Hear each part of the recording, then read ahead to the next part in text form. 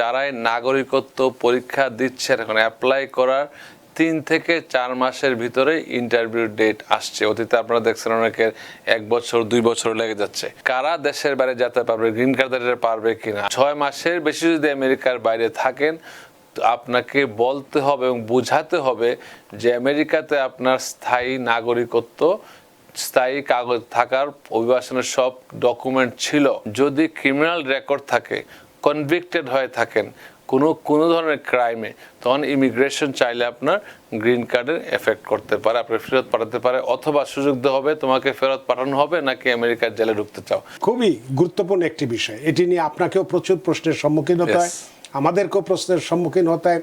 নানানভাবে আমাদেরকে ব্যক্তিগতভাবে অনেকে বলে থাকে, টেলিফোন করে থাকে যে গ্রিন কার্ড আছে অথচ দেখা যাচ্ছে যে এয়ারপোর্টে তাকে বা অমুকরে ধরেছে তমুকরে ধরেছে, এই ধরনের নানান প্রশ্নের সম্মুখীন হতে হয়। বিষয়টি আসলে কতটুকু সত্য, এই গ্রিন কার্ড নিয়ে আমেরিকার বাইরে ভ্রমণের ঝুঁকি আছে কিনা বা কাদের ক্ষেত্রে আছে, যদি থেকে থাকে তাহলে তাদের কি করণীয়, এই ঝুঁকির মধ্যে যারা আছে তাদের করণীয় কি, বিষয়টি আপনি আজকে একদম পরিষ্কারভাবে বলে দেবেন যাতে আর এটি নিয়ে কোনো বিভ্রান্তি না থাকে। অ্যাটর্নি মঈন চৌধুরী। ধন্যবাদ রানা আহমেদ এত সুন্দর উপস্থাপনা করার জন্য। আমি প্রথমে একটা সুখবর দিয়ে শুরু করতে চাচ্ছি। ট্রাম্প অ্যাডমিনিস্ট্রেশন আমলে যারাই মনে করছেন যে অনেক কঠিন, কিছু কিছু ক্ষেত্রে আবার খুবই সহজ হচ্ছে। কারণ যারাই নাগরিকত্ব পরীক্ষা দিচ্ছেন এখন অ্যাপ্লাই করার 3 থেকে 4 মাসের ভিতরে ইন্টারভিউ ডেট আসছে। অতীতে আপনারা দেখছেন অনেকের 1 বছর 2 বছর লেগে যাচ্ছে।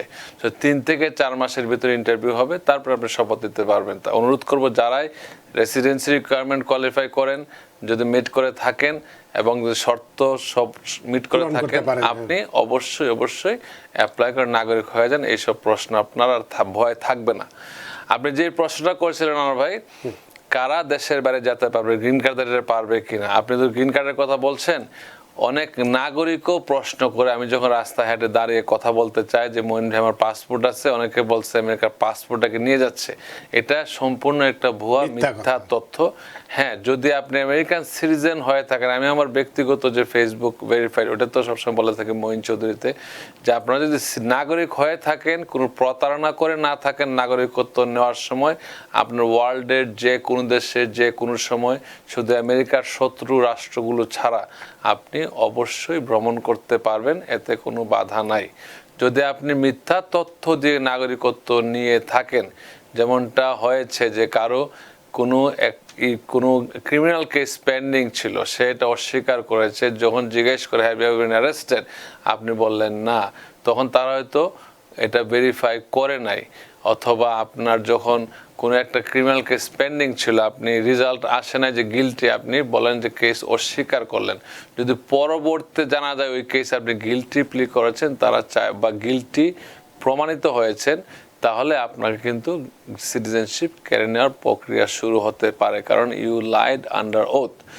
যেই প্রশ্নটা আপনার ছিল, সঠিক প্রশ্নটা হচ্ছে এটা, গ্রিন কার্ডধারীরা কিভাবে যাবে, কতদিন থাকবে, যেতে পারবে কিনা।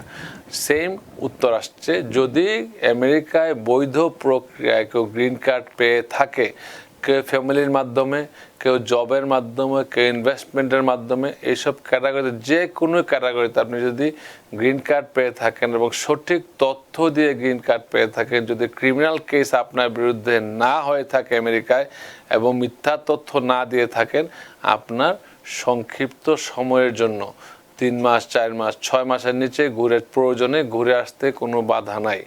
6 মাসের বেশি যদি আমেরিকার বাইরে থাকেন, আপনাকে বলতে হবে এবং বুঝাতে হবে যে আমেরিকাতে আপনার স্থায়ী নাগরিকত্ব, স্থায়ী কাগজ থাকার অভিবাসনের সব ডকুমেন্ট ছিল।